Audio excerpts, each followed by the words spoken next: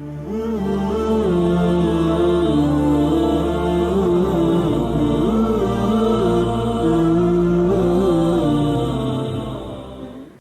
ভাই, প্রিয় বোন, মন খারাপ, এই তিনটা শব্দের ভেতর কতটা ভার লুকিয়ে থাকে জানো? কখনো হতাশা, কখনো একাকিত্ব, কখনো জীবনের ব্যর্থতা। সব কিছুর ভার যেন বুকের মধ্যে আটকে যায়। কিন্তু তুমি কি জানো, এই মন খারাপের সময়টাই আসলে আল্লাহর কাছে সবচেয়ে কাছাকাছি আসার সময়। আল্লাহ বলেন, নিশ্চয়ই কষ্টের সঙ্গে রয়েছে স্বস্তি। মানে কষ্টের পর নয়, কষ্টের মধ্যেই আল্লাহ স্বস্তি লুকিয়ে রেখেছেন।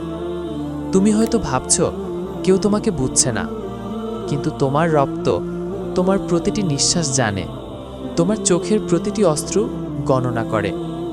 রাসূলুল্লাহ সাল্লাল্লাহু আলাইহি ওয়াসাল্লাম বলেছেন, আল্লাহর নিকটের সবচেয়ে প্রিয় অবস্থা হলো যখন বান্দা সেজদায় থাকে।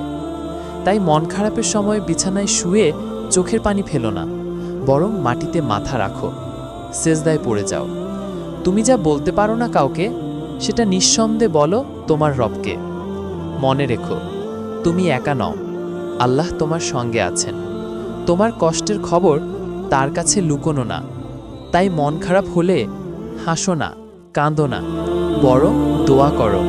কারণ এই কান্দা দোয়াগুলোর মধ্যেই আল্লাহ রেখেছেন তোমার শান্তি।